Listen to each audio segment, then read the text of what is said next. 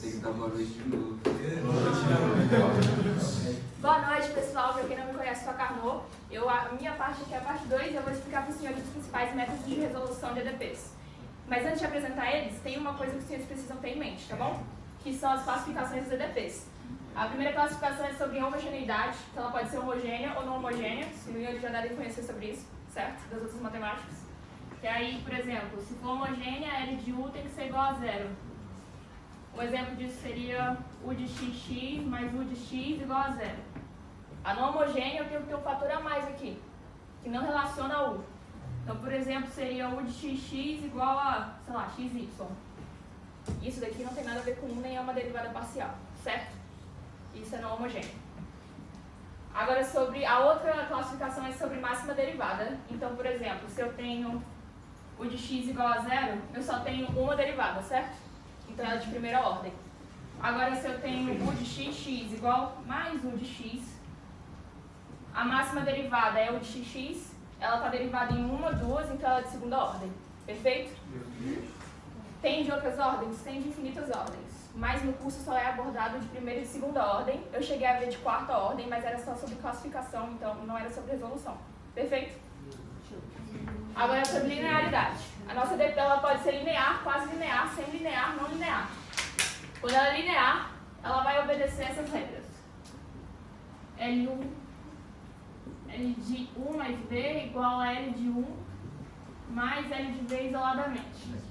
Tá bom? E também tem sobre uma constante interna. Então, L de alfa, U vai ter que ser igual a alfa L de U. Os senhores entendem essa nomenclatura de L? Ok. A quase linear significa que eu vou pegar as derivadas e vou multiplicar por elas por uma derivada a menos. Significa que, por exemplo, vamos dizer que eu tenho essa daqui, essa U de xx, U de x. Eu posso multiplicar essa U de xx por x, por y. Vou dizer que é só em x para ficar mais fácil, ok? Pode multiplicar ela por x e por U de x. Posso multiplicar ela por U de xx? Não, porque ela tem a mesma ordem, ok? Eu só posso multiplicar por ordens menores. Na semilinear, vai ser a mesma coisa, só que só para a derivada máxima. Significa que eu posso multiplicar U de x por U de x, mais U de xx eu só posso multiplicar por até U de x. Vocês entendem isso? Ok. A semilinear, eu vou estar... eu acabei de falar da semilinear. A não linear é todo o resto, beleza? Isso daqui importa pra gente? Não. Isso daqui importa pra gente? Mais ou menos. Só em canônicas. Isso daqui importa pra gente muito. Isso aqui isso. Tá bom? Agora eu vou fazer outro esquema. Decorado isso daqui. Sim. A quase linear você pode multiplicar por uma ordem menor do que está lá. Exatamente. E a semilinear só por um tempo de maior ordem.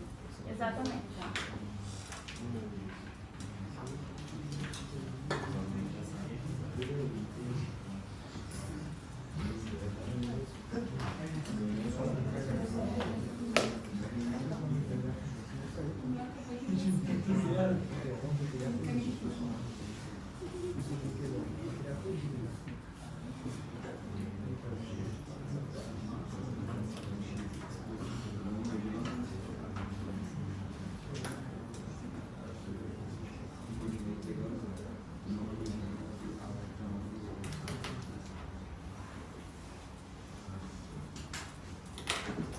Isso daqui, ele é quase linear? Sim. Por quê?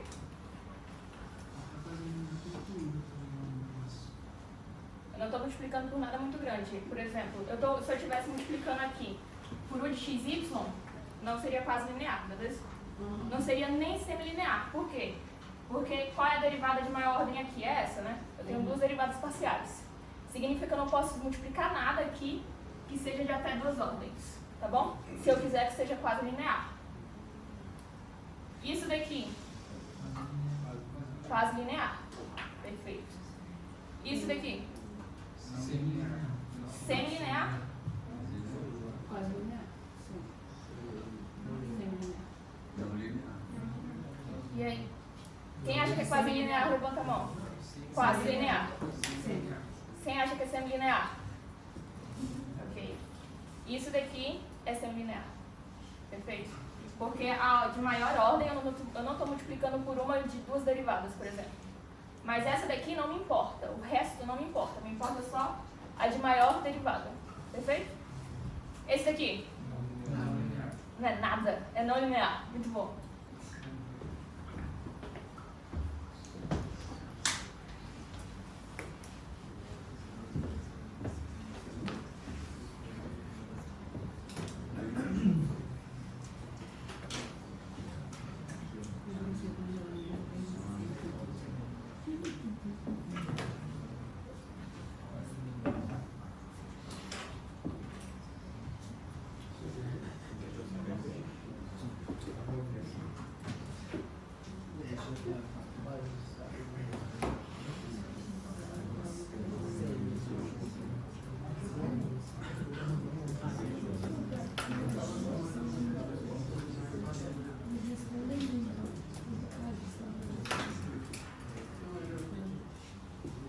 Tá.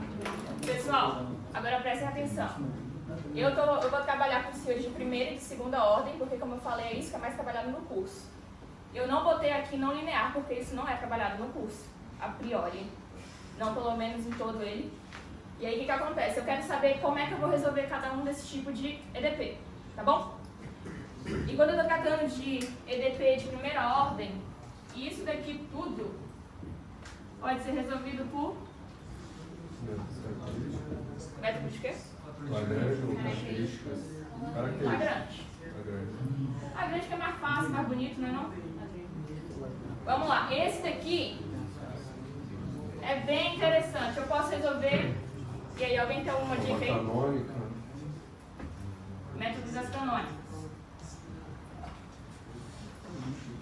Tem outro?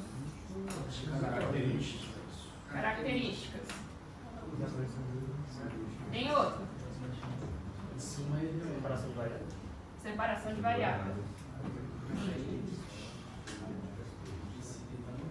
Tem outro? E aí? A série de Fourier, ela deriva aqui das características, basicamente, ok? Tem outra?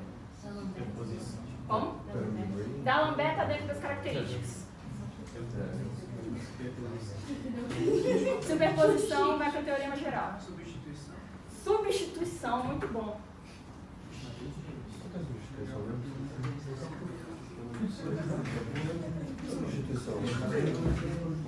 Olha, tá vendo isso daqui? A de substituição.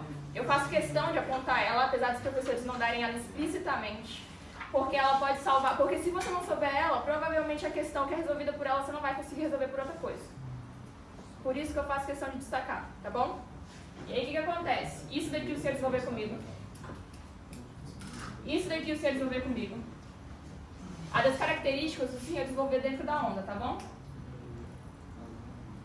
Separação de variáveis vai ver comigo.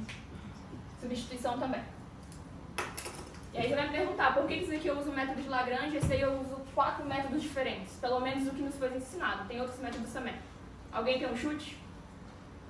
O Lagrange é mais fácil. Ok, Lagrange é mais fácil, mas por que aqui eu preciso de um tanto? E aí? Esses métodos, eles são bons, mas só resolvem uma parcela dos EDPs. Por isso que a gente tem diferentes métodos. Porque isso daqui só resolve uma parcela, isso daqui só resolve uma parcela. Então, vai ter EDP que não é resolvido, às vezes, por 3 métodos só por um. Por isso que a gente tem mais de um método para de segunda ordem. Quanto mais a gente vai aumentando a ordem, maior a complexidade, maior a quantidade de métodos que a gente tem, porque EDPs é um campo infinito. Tanto é que no nosso curso a gente só aprende algumas coisas bem específicas. Na realidade, existem infinitos métodos, inúmeras EDPs, e da maioria a gente nem consegue resolver até então, com métodos mais assim, de nível superior, assim, primeiro grau. Tá bom? Alguma dúvida? Não. Perfeito.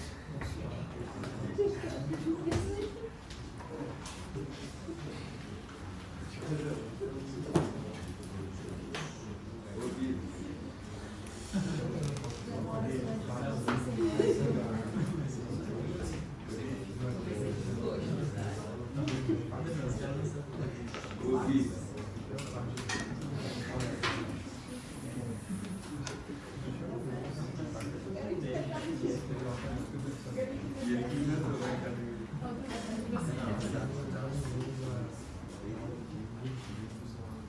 Pô, não sei. Isso é ideia do seu Davi.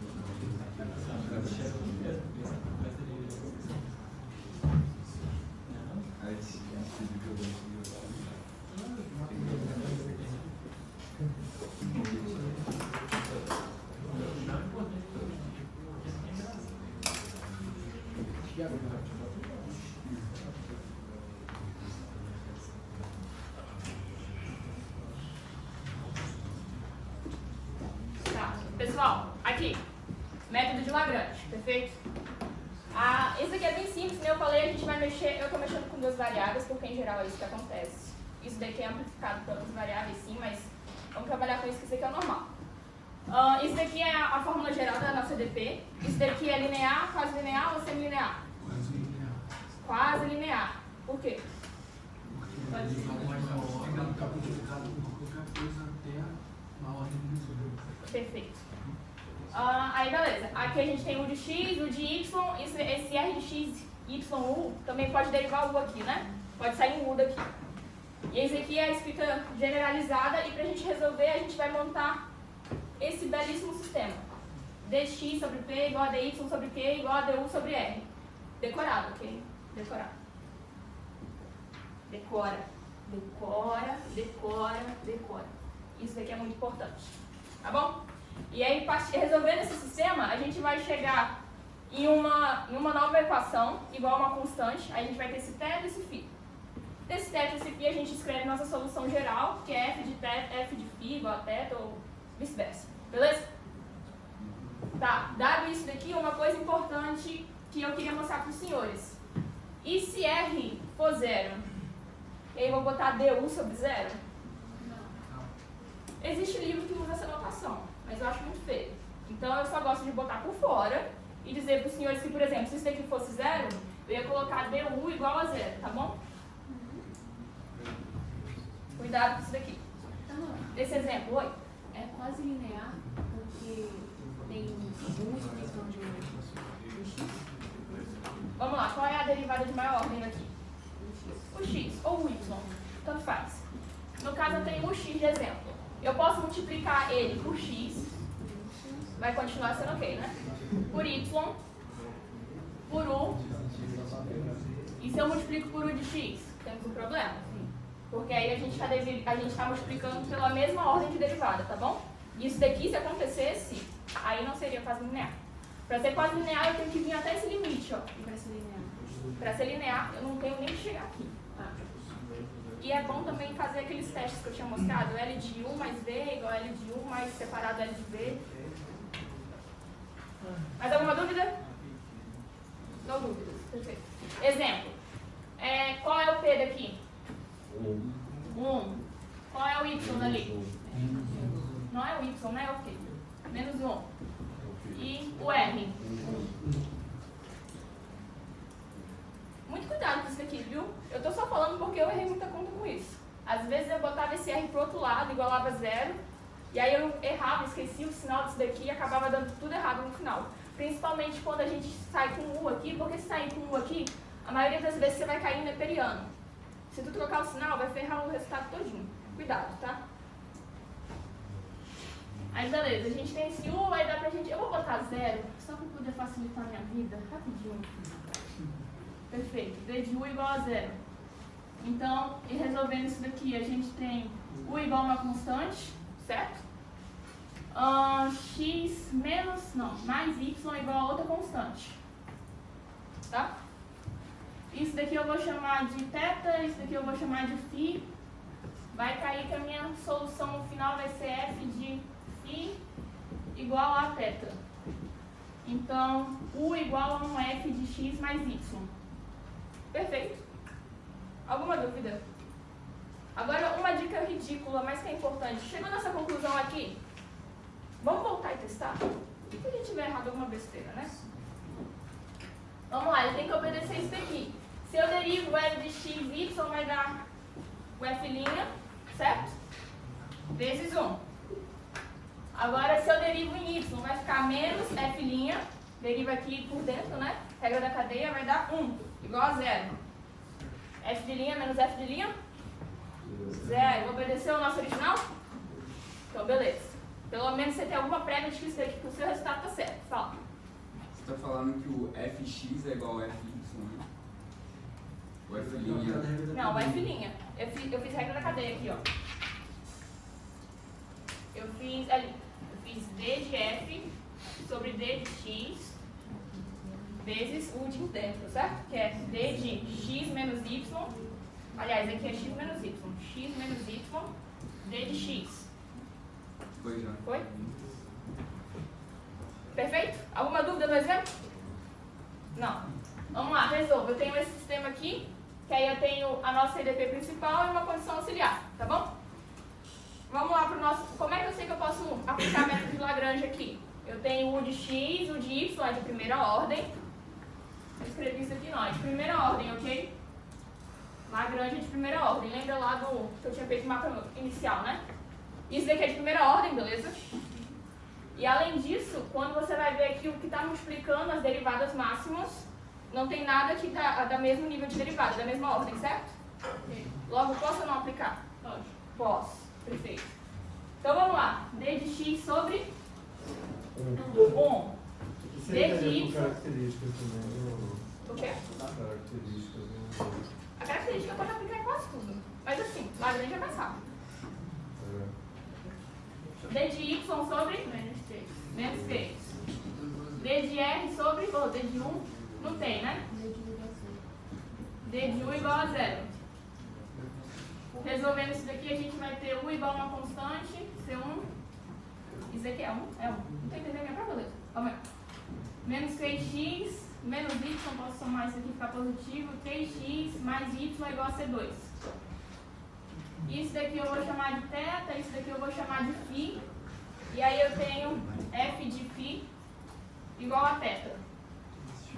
Como é que vai ficar? Perfeito. U igual a f de px mais y. Aí ele fala, aí a gente vai aplicar a condição auxiliar. Eu sei que U de x0 aqui vai ser f de 3x. Que aqui ele me deu que é igual a cosseno x. Tá bom? Então eu tenho que, na verdade, o meu f, voltando para o original, né? Px mais y. Px mais y é igual a cosseno de x mais y sobre 3. Só substituir aqui, ok? Vocês entenderam esse passo? Alguma dúvida? Zero dúvidas. Ok. E aí a conclusão disso daqui, agora que eu tenho esse f aqui, o meu u é igual a isso, né? Então o meu u é igual a cosseno de x mais y sobre 3. Entendidos? Sim. Certeza? Sim. Então tá.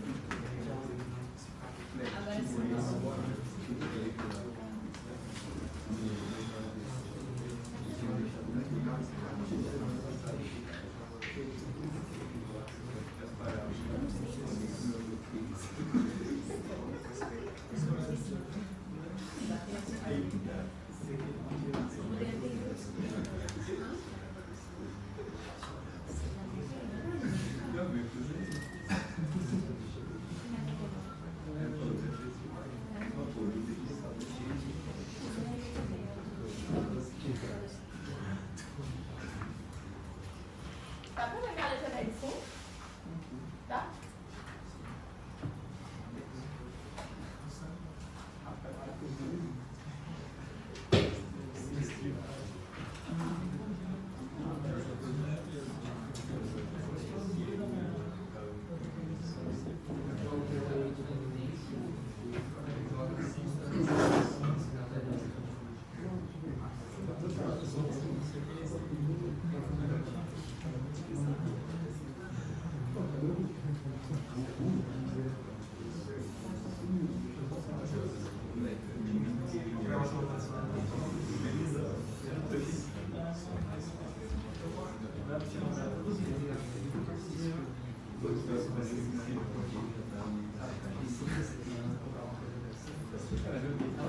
Pessoal, aquela que eu tinha acabado de resolver por Lagrange é a questão A da lista 2. Não, aliás, é a letra A da lista 2, questão 11.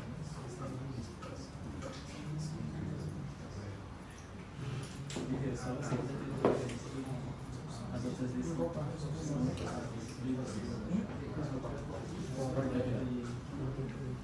nessa lista aqui, ó, vai até 19. Vai virar um melhor, né?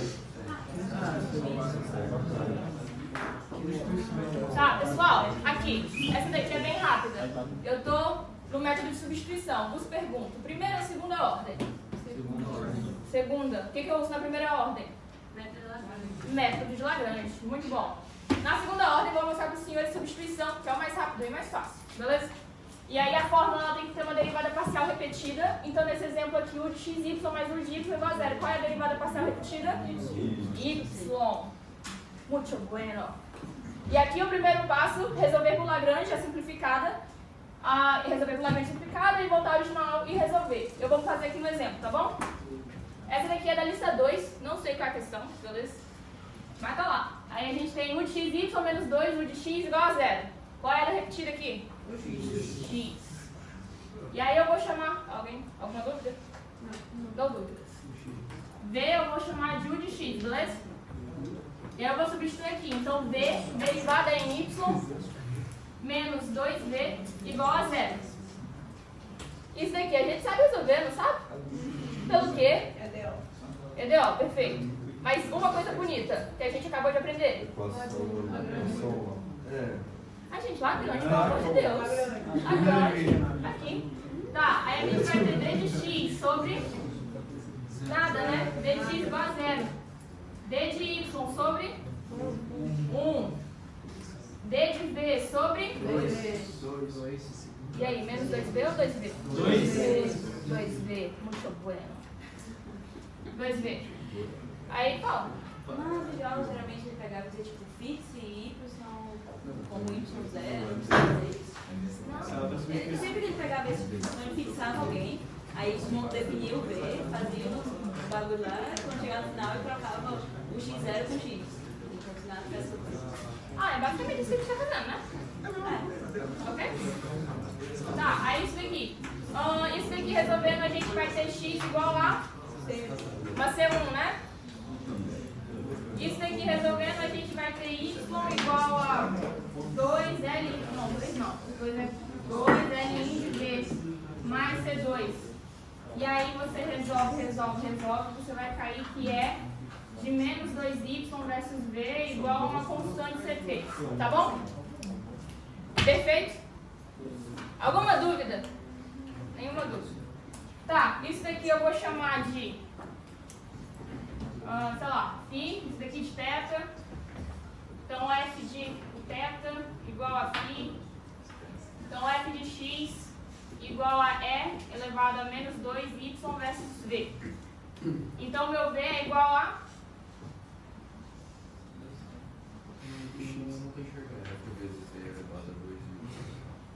Perfeito. F de x versus e elevado a 2y. Alguma dúvida? Faz sentido? Zero dúvidas. Ok. Então tá, qual é o próximo método que os senhores querem? Canônica. Quais são os 4 métodos que a gente pode usar para a segunda ordem?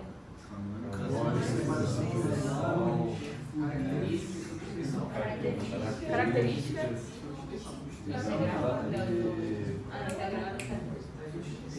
Substituição da Separação de variáveis. Boa, separação de variáveis.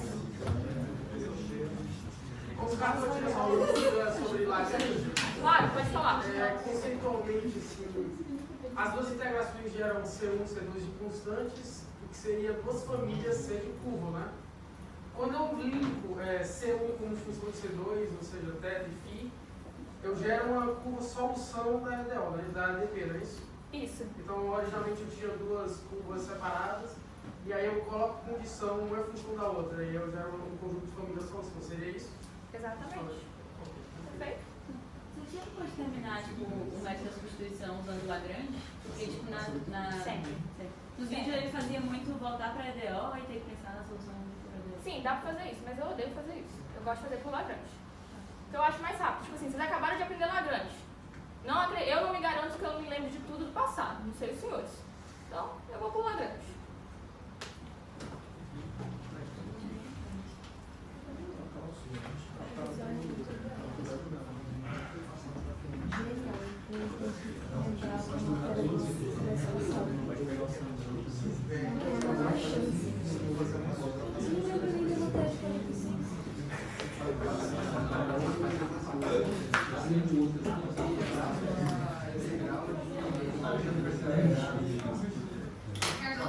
Oi? Fala. No final, quando chegou tipo V igual a alguma coisa, você definiu, só que o V vai em função de um X. Pra tipo, terminar mesmo, seria que integrar e deixar explícito isso? O V tá em relação, tá em função de quê? É tipo V igual a f de x vezes e elevado a menos 2y. Só que V é u de x. Você tem que deixar o u de x explícito, tipo, integrando Sim. Perfeito, você tem que voltar no caso.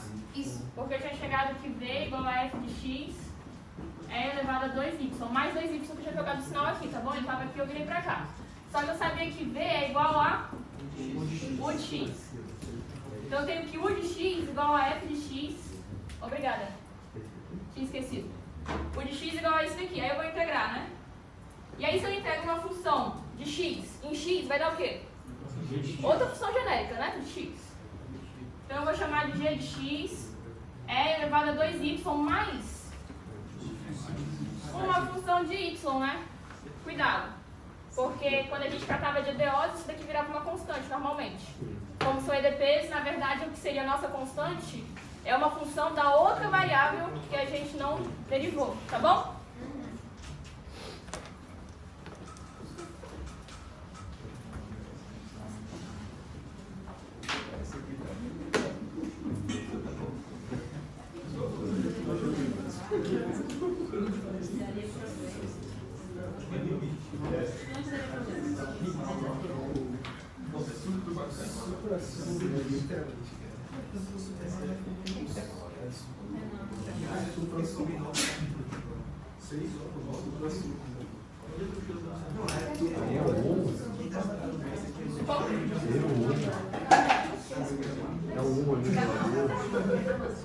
Não, aqui é isso.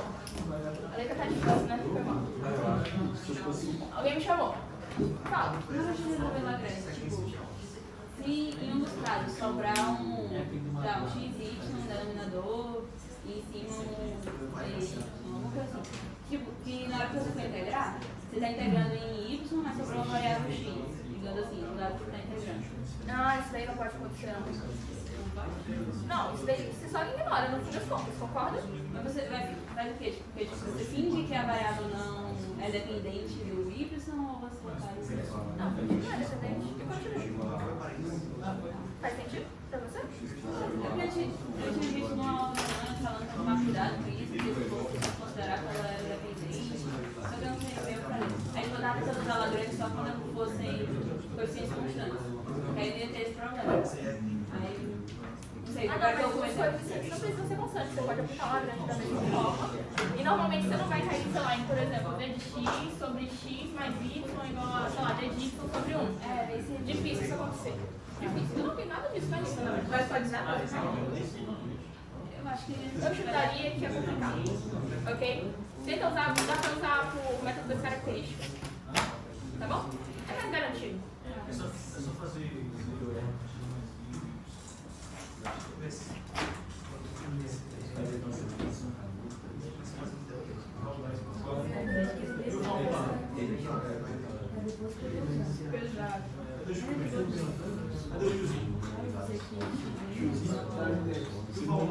Se colocou ali.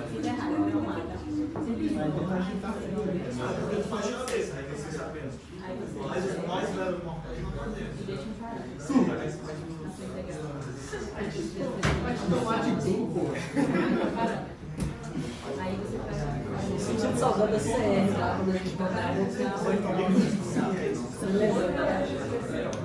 Porque olhar pra esse cara aqui, Para de chorar, velho. Para de chorar.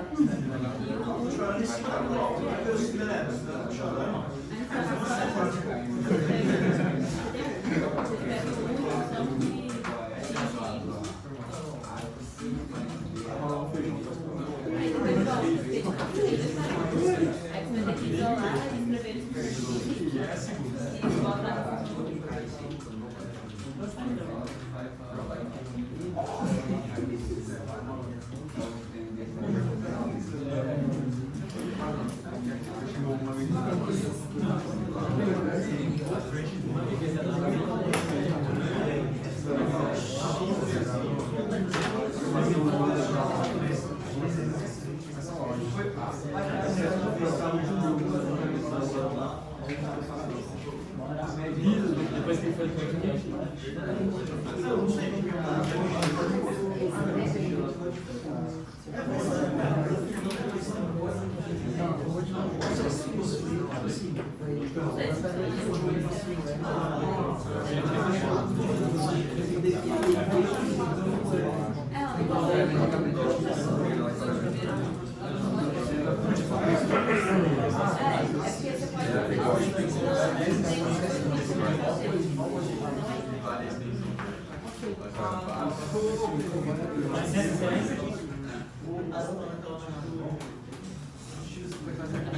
Ah, aqui, ó.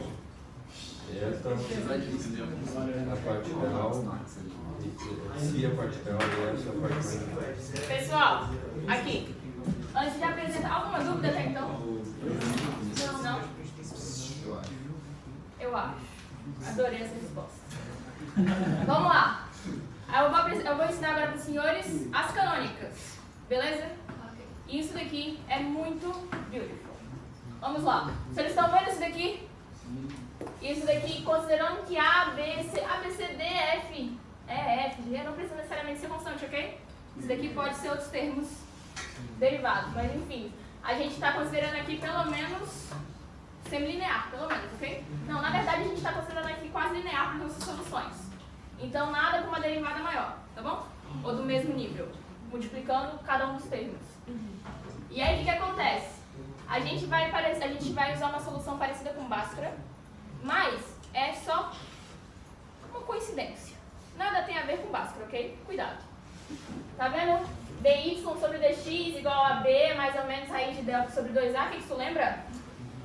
Não lembra não, porque não tem um menos aqui, ó. Não tem um menos. Não errem nisso. Não errem. Errem em todo o resto. Mas não nisso.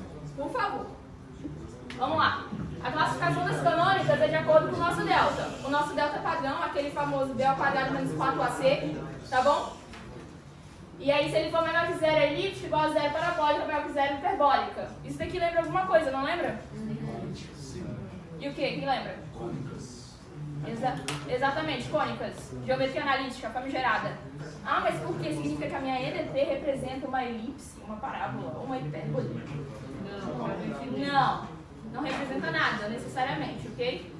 Isso daqui é só para poder, é só uma convenção da matemática, porque fica bonito, todo mundo lembra isso aqui das canônicas, mas não significa nada, tá? Geometricamente nada.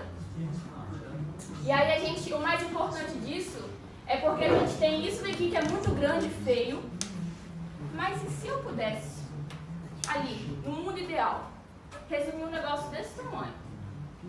Algo como isso daqui. Seria beautiful. Concorda? Seria beautiful. E aí é isso que eu quero fazer, por isso que a gente está estudando as canônicas. É pra gente pegar umas EDPs enormes e transformar numa coisa quase sexy. Perfeito? E aí a gente vai chegar nisso daqui. Pra gente poder fazer tudo ali, a gente vai fazer mudança de variável. Então a gente vai fazer umas novas coordenadas aqui, que a gente chama de coordenadas características. Isso tem a ver com o método das características? Não tem a ver. Isso daqui é canônicas. Beleza? Quando o delta é menor que zero, a gente tem um problema, não tem? Tem. O que acontece com as nossas raízes? Complexas. EDP é fácil? Não. Você vai querer botar complexo aqui? Não. Logo você não vai usar complexo aqui. O que vai acontecer? Você vai ter um d de x, ou dy, sobre d de x, igual a um alfa mais ou menos i de beta, não é? E aí você vai pegar isso daqui e vai transformar nisso. É igual a alfa, igual a beta. Tá bom? De onde é que vem isso? Tem muita conta. Vocês querem que eu deduza? Não. Todo mundo quer dormir cedo hoje, né? Sim. Perfeito. Entendeu isso? Decorou? Perfeito. É só decorar isso daqui. Se delta é igual a zero, o que acontece? D de y sobre d de x é igual a quanto? B sobre 2a. Obrigada. Não deveria ser menos B? Não deveria. Não deveria. Ok? E aí disso daqui a gente vai chegar pra cá, ó. É igual a B sobre 2A. Ok? Vocês sabem o nome dessa letra? Sim. E o nome dessa letra? Eta. Muito bom, eu descobri isso hoje. Olha só. Vamos lá. O nosso eta vai ser o quê? E aí? Alguém sabe? O Y. Y. Pode ser qualquer coisa, ok? Desde que ele obedeça ao jacobiano. Cuidado. Desde que obedeça ao jacobiano significa que J igual a determinante de... E aí, qual é o nome dessa letra? Si. Estava só testando sim, hoje. Eu já sabia. Vamos lá. Que si de Y, eta de X, eta de Y. Isso daqui é diferente de zero, ok? E aí os senhores, pessoal... Perfeito. Aí os senhores escolhem esse eta de acordo com o que vocês acharem melhor. Tá bom? E agora, esse delta maior que zero, o que acontece? Duas raízes, olha aí. Se você tem duas raízes reais, igual alguma coisa aqui, duas raízes, você vai chegar em duas funções, não vai? Sim. Um θ é igual a uma constante, um φ igual a outra constante. E aí, o que você faz com isso? Si igual a θ, né? E eta igual a φ. Concorda? Sim.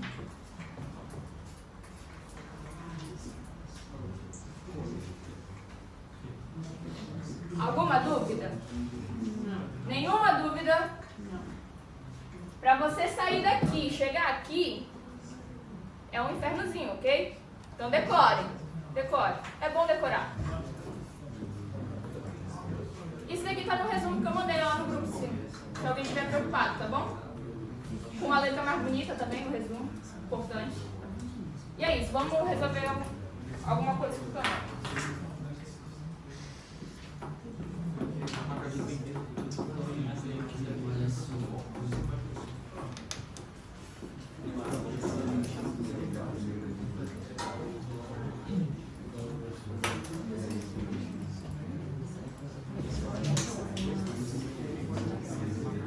Galerinha, qual é a classificação dessa? Elíptica. Qual a classificação dessa? Parabólica.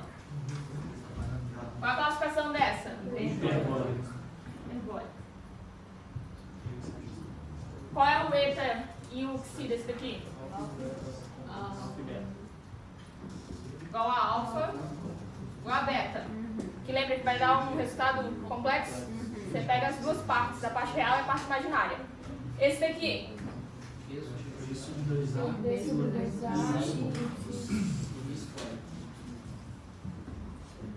Aleatório, mas a galera gostou de Y, né? Vamos lá, e esse daqui?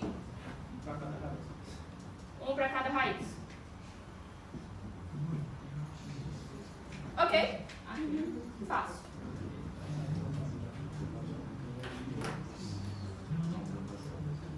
Tá, aí agora eu queria resolver esse daqui, ó.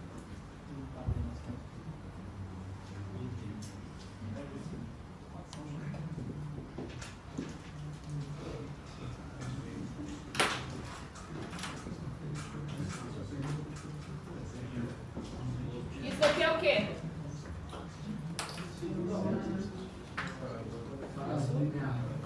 Parabólica. Delta igual a 4 menos 4, né? 0. Parabólica. E aí, como é que a gente vai escrever o nosso psi e o nosso eta? Si é igual Vai ser 2b sobre a. Isso daqui é igual a 4 sobre 1, né? Ah, sobre 2a, né? Isso. Ou não, é em cima ou embaixo? Embaixo. Embaixo, obrigada. E aí vai ficar 2 sobre 2 igual a 1. E esse daqui? Aqui tem um x, não tem?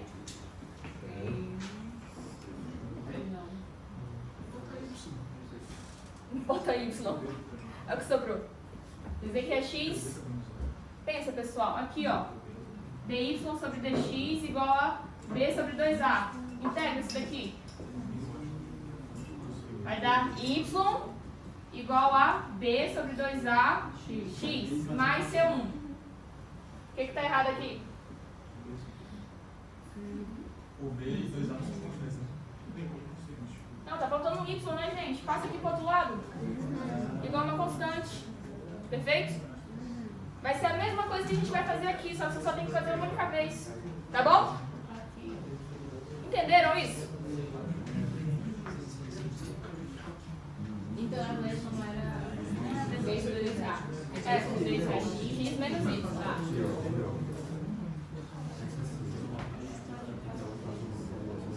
E o eta é igual ao quê?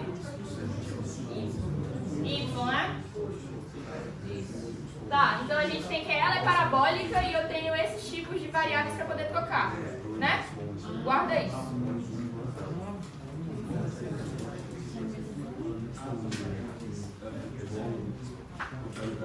X mais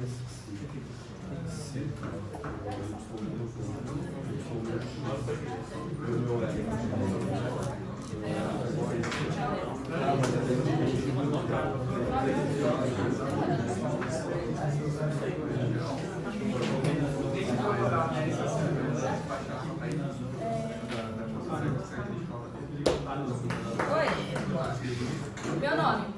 Não é carregador e Poderia, desde que a Jacobiana fosse feita. Tá certo. Você vai ter que ser uma variável, né? Não, não sempre. Depende muito. Só faço o teste de Jacobiana.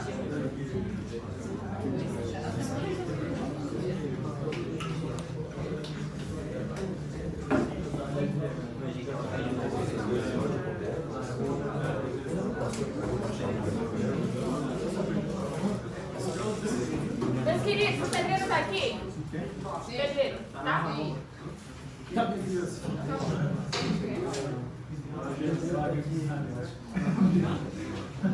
Companheiro de maromba.